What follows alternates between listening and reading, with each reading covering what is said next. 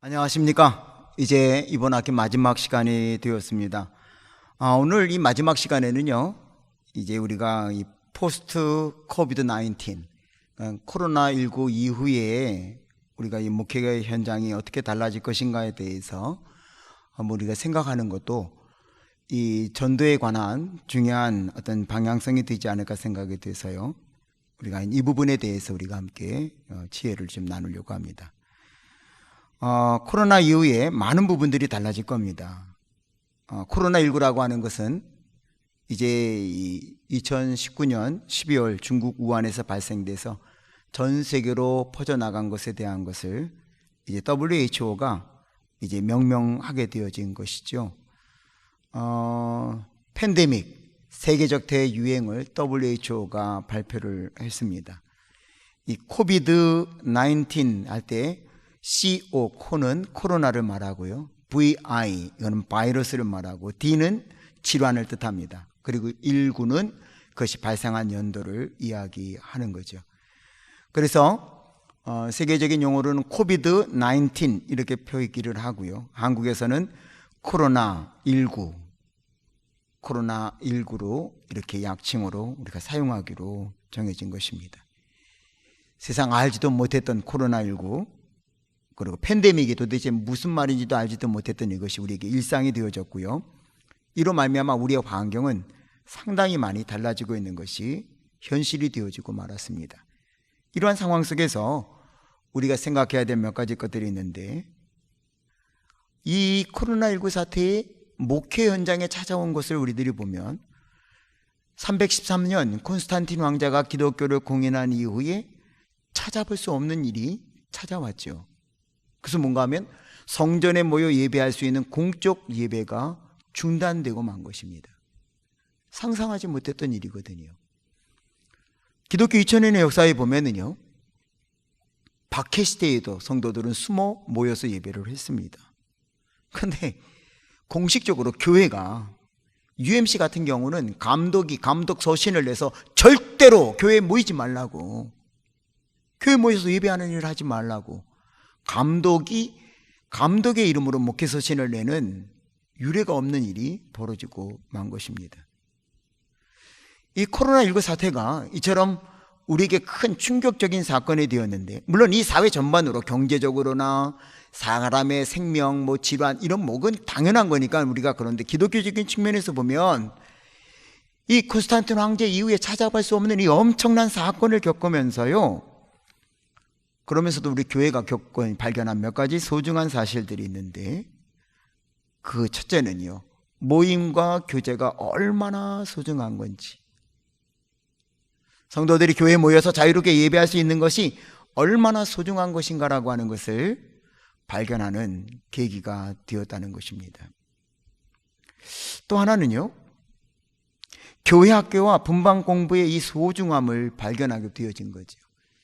사실 어쩌면 한국 사회에 있어서 교회 교육은요, 상당히 등한시된 것이 사실이잖아요. 부모들이 교회의 중직을 맡고 있어도 자녀들이 교회 교육에 대하여 그렇게 나가는 것이 그렇게 필요한 일인가 생각을 했었단 말이죠. 온라인 예배는 발빠르게 한국 교회가 대처해서 준비했습니다. 그러나 우리가 흔히 말하는 분방 공부, 대안이 없었잖아요. 일부 정말 고맙고 감사한 선생님들이 다양한 SNS 또는 전화 통화를 통해서 상담도 하고 기도했던 일들은 고마운 일이지만, 이 모든 일들이 중단되고 마는 일이 이 코로나19 사태를 겪으면서 발생된 일이란 말이죠. 여러분이 예배와 교육은요, 그 출발이 대면이거든요. 종교 활동이 대면하지 않고 어떻게 이루어질 수 있습니까? 교육이 대면하지 않고 어떻게 이루어집니까? 그런데 이 코로나19, 코비드 19은 예배와 교육을 대면하지 않고 할 수 있는 방법을 찾아야만 하는 그런 상황을 우리에게 만들어주고 만 것이죠. 그래서 모든 것을 온라인을 통해서 우리가 실시해 왔어야만 했습니다.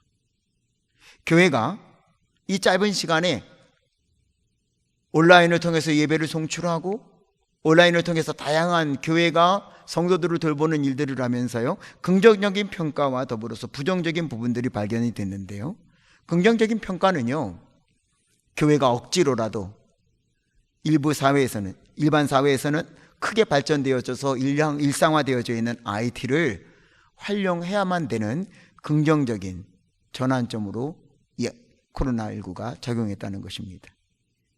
사실 여러분, IT 분야가 얼마나 많이 발전되어 있습니까? 그런데 교회는요, 이 분야에 대해서 상당히 등한시해 왔거든요. 만약에 여러분들 유튜브라고 하는 플랫폼이 없었다면 어떻게 됐을까요? 그 수없이 많은 교회들이 예배 동영상을 어디다가 올려서 어떻게 성도들이 공유할 수 있었겠어요? 그 큰 분량의 1시간 예배라고 한다면 그 용량이 얼마나 큰 겁니까? 근데 그거를요, 모든 성도들이 쉽게 접근할 수 있었던 이 유튜브라고 하는 플랫폼이 없었다면 쉽지 않았을 텐데, 교회가 이 코로나19를 겪으면서 유튜브뿐만이 아니죠. 뭐 줌을 활용하는 방법 뭐 등등, 그리고 다양하게 생각도 안 해봤던 뭐 프리즘을 동원한다든지 OBS를 사용한다든지 이런 부분들은 교회가 억지로라도 IT에 접근하게 되는 긍정적인 평가를 내릴 수도 있습니다. 그러나 부정적인 부분들도 많단 말이죠. 온라인을 통해서 신앙교육과 그 진정한 의미에 도달할 수 없는 문제점들이 있는 것을 안단 말이죠. 뭐 지금 각급 학교가 내일부터는 전면 다 이제 등교하는 부분적인 뭐 그 등교이긴 하지만 일이 벌어졌지만 각 학교에서 이 온라인으로 수업을 진행하면서 생겼던 문제들을 아시거든요. 제가 아는 가정이요, 요번에 초등학교 1학년 들어가는 아이, 그리고 3학년 아이, 5학년 아이, 이렇게 세 자녀를 둔 가정이 있었는데요, 엄마가 죄송한 표현인데 미치겠다고 그러더라고요. 5학년짜리는 내가 알아서 할게, 저리 가 엄마. 그리고요, 이 3학년에는 하는지 안 하는지 잘 모르겠고요, 1학년은 엄마 없이면 전혀 못하는데 1학년 3학년 돌보다가 5학년 하는데 가봤더니 딴짓하고 있고요. 이 수업이 안 된다는 거죠. 그 가정이 문제만은 아닐 겁니다. 우리 모두가 다 겪고 있는 이 문제 가운데 우리가 어떻게 대면할 것인가라고 하는 것을 준비해야지. 한국교회 목회자 그리고 평신도 지도자들은요, 아마 어쩌면 이것이 일상이 될 수 있다고 하는 이 전문가들의 이야기를 들으며 이미 겪어봤단 말이죠. 영상예배, 다양한 IT, 이 부분들이 우리 목회, 특별히 이번 학기 우리가 함께 전도학을 공부했는데 어떻게 이것을 현장에 적용할 것인가라고 하는 것에 대하여 고민을 해야 됩니다. 저는 그 대안으로요, 뉴트로를 생각해 보셔야 된다고 생각합니다. 여러분, 신앙적 뉴트로 그리고 목회적 뉴트로가 필요하죠. 뉴트로라는 말 아시죠?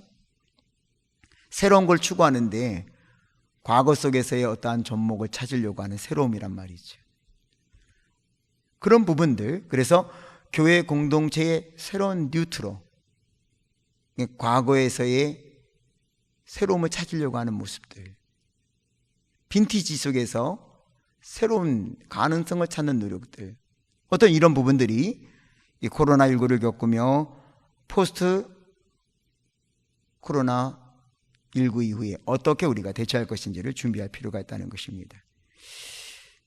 이후에 코로나19를 위해서 이제 코로나19 이후에 먼저 우리들이 생각해야 될 것은 성경으로 돌아가는 운동이 있어야 될 것이라는 것입니다.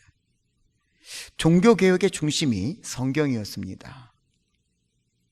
그리고 성경의 기록대로 하나님의 감동으로 된 것으로 교훈과 책망과 바르게 함과 의로 교육하기에 유익하며 더 나아가 하나님의 사람으로 온전하게 하며 모든 선한 일을 행할 능력을 갖추게 하는 것이 성경입니다. 그러게 성경으로 돌아가는 것이 코로나19를 겪은 이후 한국교회, 아니 세계교회가 다시 한번 깊이 살펴봐야 되는 방향성이 있고요. 또 하나, IT의 다양한 플랫폼을 통해서요, 성경을 성도들에게 돌려주는 일들을 준비해야 될 것입니다.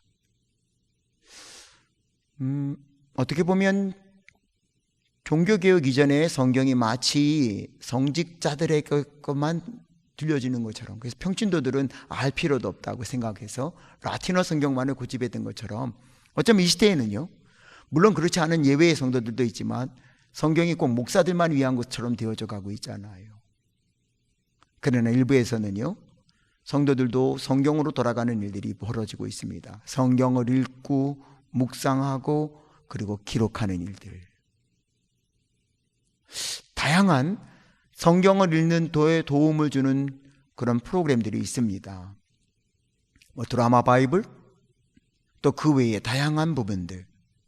이제 성경에 돌아가는 일들, 성경을 성도들에게 돌려주고 교회가 성경으로 돌아가기 위한 이 일들. 이것을 아마 코로나19 이후에 교회는 좀 더 심도 깊게 생각해야 될 것입니다. 두 번째는요, 공예배의 정당성을 새롭게 정립해야만 할 겁니다. 교회는 예배가 소중합니다. 교회는 예배 공동체이기 때문이죠. 예수 그리스도께서 부활하신 날 교회가 모여 예배하기 시작했습니다. 우리는 코로나19를 겪으면서요, 예배를 온라인으로 송출하고 성도들이 그 온라인으로 예배를 참여하면서요, 예배의 소중함을 발견함과 동시에 편리함도 이제는 알았단 말이죠. 예배 공동체가, 예를 들면 주일 11시에 이 교회는 예배를 드립니다. 그럼 그 교회 공동체는 그 11시에 함께 모여 예배하는 예배 공동체의 모습을 지켜왔단 말이에요. 근데 온라인으로 예배를 드리다 보니까 꼭 11시가 아니래도 되잖아요. 늦잠을 잔 1시에도 되잖아요. 아니, 주일날은 내가 바빴으니 월요일 새벽 1시에도, 한 7시에도 되잖아요. 그러니까 예배 공동체에 중요한 부분이 온라인이라고 하는 부분 때문에 깨어지는 부분들도 생겨졌단 말이죠. 앞으로 어쩌면은요, 이제 모든 교회가 다 온라인으로 예배를 송출했었는데, 실시간으로 하고요, 코로나19가 진정된 이후에 이거 다 끊어낼 수가 있을까요? 일부 교회는 벌써 교회에서 모이기 시작하니까 송출하는 걸 끊는 교회도 생겨지고 있습니다. 근데 벌써 갈등이 있단 말이죠. 이런 부분들에 대하여 우리가 생각해야 되고, 또 하나는 성례전의 문제입니다. 지난 2월서부터 매월 성찬식을 하던 교회가 성찬하지 못하는 경우들이 많아졌습니다. 3월, 4월, 5월.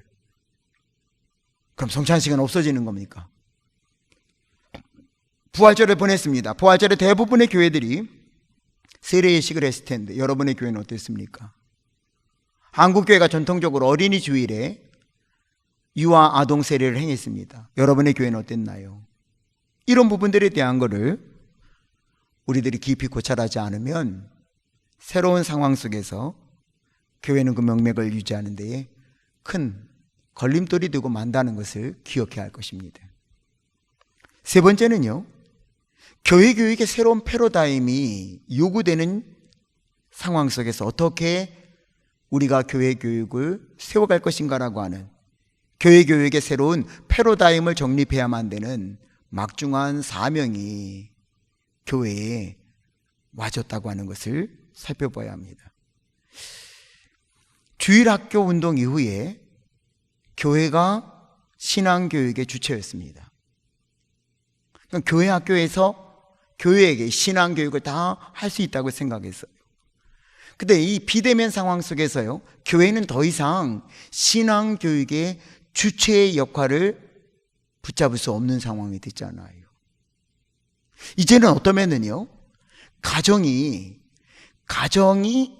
우리 자녀들의 신앙교육의 주체가 되어야 되고, 교회는 가정에서 자녀들의 신앙교육을 면밀하게 시킬 수 있는 자료와 방법을 제공하는 어쩌면 역할의 분담이 필요한 시대가 되어질 거라는 것이죠. 그 가능성을 우리들이 발견했습니다. 사실은요, 저희 교회만 하더라도요, 각 부서마다 전도사님들이 노력하게서 영상으로 실시간 교회 학교 예배들이 송출됐거든요.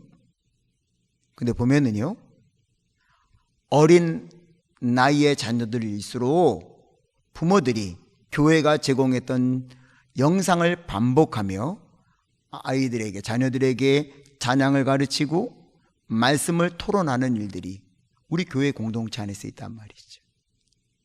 이것은 분명히 교회 학교 분방 공부에서 일어날 일들이 가정에서 일어나고 있고, 그 가정에서는 교회가 제공한 자료를 가지고 신앙교육이 이루어진다는 거잖아요. 그래서 저도 우리 교회 안에서는 큰 고민을 가지고 준비는 합니다. 이제 교회는 가정이라고 하는 장에서 신앙교육을 더 잘할 수 있는 방법을, 지원하는 방법을 구체적으로 찾고 준비하고 제공하고요. 가정은 그 일을 수행하는 일들을 해야 되는 이런 부분들, 그리고 다양한 영상 매체들, 그런 부분들에게 이제는 익숙해져가는 우리 자녀들을 바라보면서요, 그런 준비가 필요하다는 것입니다. 네 번째는요, 이 코이노니아, 교제가 새로운 패러다임을 요구하고 있는 시대가 됐다고 하는 것을 우리가 기억해야 됩니다. 교회 공동체는요, 성전에 모여 예배하는 일과 가정에서 모이는 소그룹, 즉 속회, 감리교로 말한다면요, 그거를 통해서 역량을 강화해 왔거든요. 그래서 부산에 있는 어느 교회는 두 날개 이론을 갖고 이것을 설명했잖아요.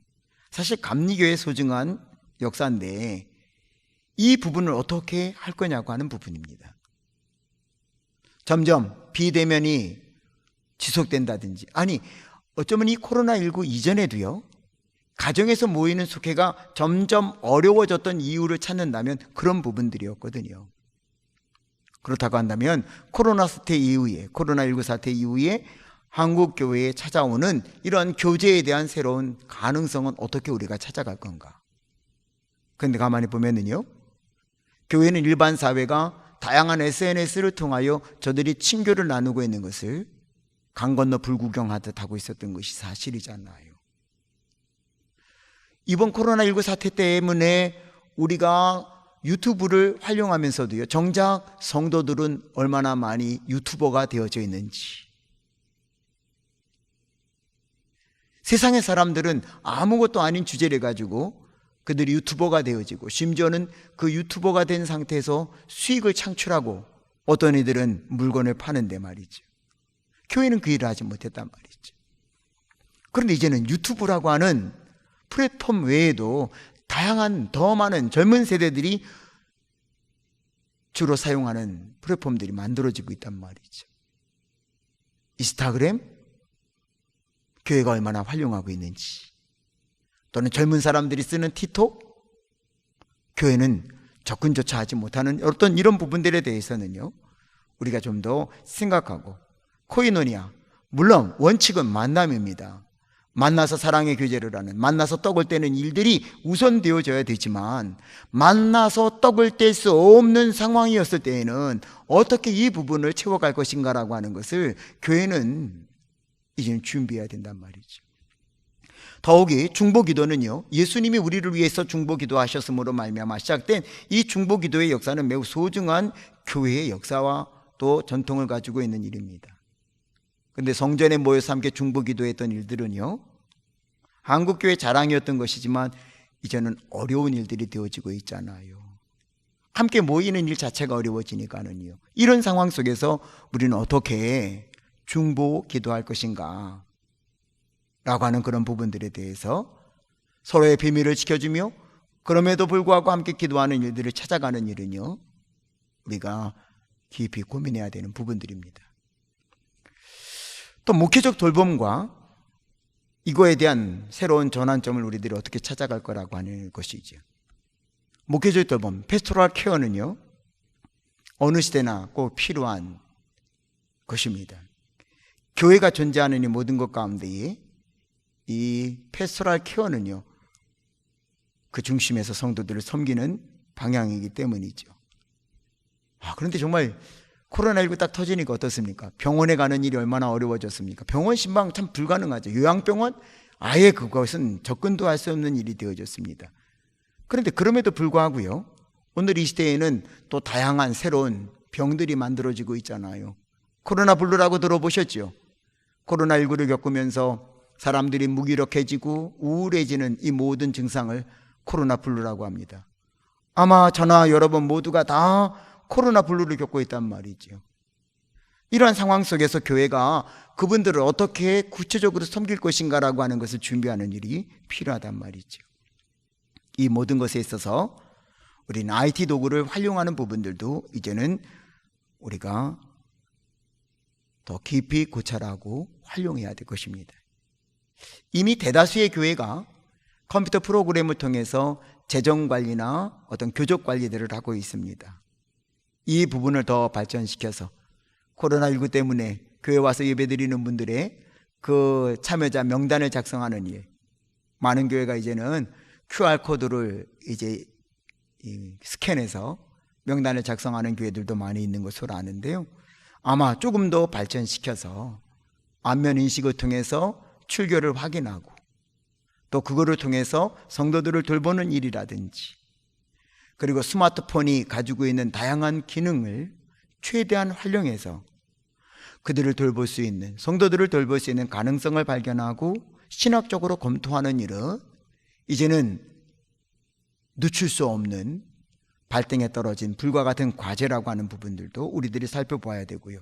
이 모든 부분에 있어서요, 목사들이 좀 더 면밀하고 전문적인 상담적 도구, 그것을 준비할 필요가 있습니다. 신학교의 커리큘럼 중에서요, 패스토럴 케어 앤 카운셀링을 좀 더 많은 시간 학생들에게 배려해서 상담적 기법과 그리고 훈련을 받아야만 하는 것이 필요한 시대가 되지 않나 생각이 되어집니다. 그리고 이제 하나 더, 섬김에 대한 부분입니다. 주님께서 이 땅에 오신 목적이 섬김이지요. 한국교회가 급성장하던 그것이 멈춰지고 임계점을 지날 즈음에 많은 전문가들이 대안으로 내어놓은 것이 크게 보면 두 가지거든요. 하나는 성경으로 돌아가야 되고, 또 하나는 섬김 공동체의 모습을 회복하라는 것이었습니다. 대부분 전문가들이 한국교회가 이제 성장이 멈추어지고 임계점을 지나 이제 급속히 이 모임의 숫자든 이제 재정이 줄어들 때에 그것을 임계점을 늦추거나 또는 다시 회복할 수 있는 가능성으로 제시한 게 성경으로 돌아가거나, 아니면 또 하나는 이제 섬기는 교회가 되라고 했단 말이죠. 코로나19를 겪으면서요, 우리가 이 섬김의 일에 있어서 어쩌면 교회가 재정적으로 더 넉넉하게 돕는 일은 불가능할 수도 있습니다. 그러나 어쩌면 인간적인 헌신을 통한 섬김은 더 많이 필요로 할 수 있습니다. 교회는 그런 부분들을 찾아야 된다고 생각을 합니다. 인류의 역사를 보면은요, 코로나19 못지않은 그 시대에는 심각한 전염병들이 있었습니다. 유럽을 휩쓸었던 흑사병이 그렇지 않습니까?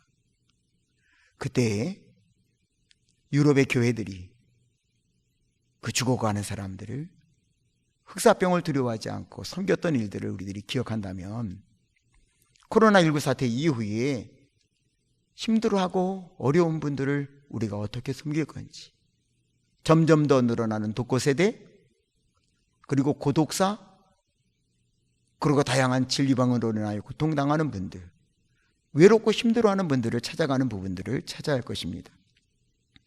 사실은 전도는 이런 부분들을 통하여 감동을 주는 그 출발에서부터 어쩌면 더 풍성한 열매를 맺을 수도 있는 그 가능성을 볼 수 있어야 될 것입니다. 그래서 전도와 선교에 있어서 새로운 패러다임을 우리들이 정립을 해서요, 선교와 전도도 이제는 감동으로, 관계 전도로, 관계 선교로 이루어가는 일들을 찾아야만 할 것입니다. 이번 학기 동안 여러분들이 다양한 분야에 대한 것, 또는 이론적인 것, 또는 성서적인 부분들을 정리했습니다. 아쉬운 건 우리들이 이번 학기 내내 얼굴과 얼굴을 대면하는 일이 없이 우리가 비대면으로 수업을 진행한 것은 너무 아쉽습니다. 그러나 여러분, 어쩌면 이것이 일상이 되어졌을 때에 전도의 가능성을 어디서 찾을 건가 라고 하는 부분들을 우리가 깊이 고찰해야만 합니다. 여러분들은 강화에 가보신 분 있나요? 이 사진이 조양방직이라고 했던 그것이 지금 아주 카페가 되어 있는, 사람들이 아주 많죠. 저희 교회 우리 부목사님들, 전도사님들하고 한번 갔을 때 사진을 찍은 건데요, 거의 평일인데도 이렇게 사람들이 바글바글할 정도로 많이 모여 있습니다. 이곳은요, 제가 처음 목회했던 곳이 강화인데 제게는 아픔의 기억이 있는 곳입니다. 제가 섬기던 교회에 초등학교 6학년을 마친 아이가, 저는 어쨌든 중학교를 보내려고 했는데 남동생을, 아버지가 돌아가시고 나니까 남동생을 교육시키기 위해 자기는 돈을 번다고 이 조양방직에 취직을 했거든요. 직물 공장입니다. 그야말로 나이 어린 아이들서부터 가서 일을 했거든요. 이 사진에 보이는 이 넓은 공간이 다 이 방직 기계들이 있고, 그 방직 기계는 어린 아이들서부터 할머니들까지 매달려 일을 했던 곳입니다. 한 30년 훨씬 전에 이 공장 망했어요. 기계 다 뜯어냈습니다. 버려진 창고였습니다. 그런데 서울에서 빈티지 사업을 했던 한 분이 여기를 임대받아서 한 1년 동안 대충 수리를 하고요, 카페를 했는데, 지금 여기는 강화의 핫플레이스입니다. 얼마나 많은 사람이 찾아오는지 모릅니다. 강화가 이곳 때문에 사람들이 찾아와요. 여기에서 차를 마십니다. 어울리지 않아요.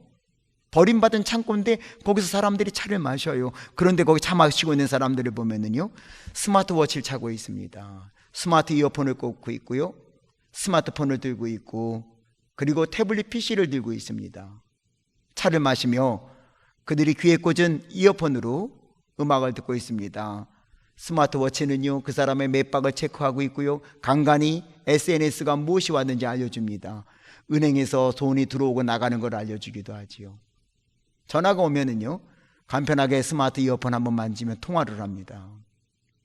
태블릿 PC를 통해서요, 업무를 추진하고 있고요, 그리고 스마트폰을 통해서 찍고 싶은 사진을 찍습니다. IT로 무장한 사람이 이미 30년 훨씬 이전에 망했던 공장 안에서 차를 마시는데 평안한 안식을 누리고 있습니다. 쉼을 얻습니다. 창조적인 방법을 찾고 있습니다. 어쩌면 이것이 진정한 우리들이 찾아가야 되는 뉴트로입니다. 이 시대의 모든 발전된 모습은요, 기독교의 신앙의 모든 것 어울리지 않는다고 생각할지 모릅니다. 그러나 어쩌면 더 성경 안에서 답을 찾으려고 하는, 기독교의 예전 안에서, 말씀 안에서 길을 찾으려고 하는 사람들은 많아질 것입니다. 그러므로 우리들이 코로나19를 겪은 이후에 신앙의 뉴트로,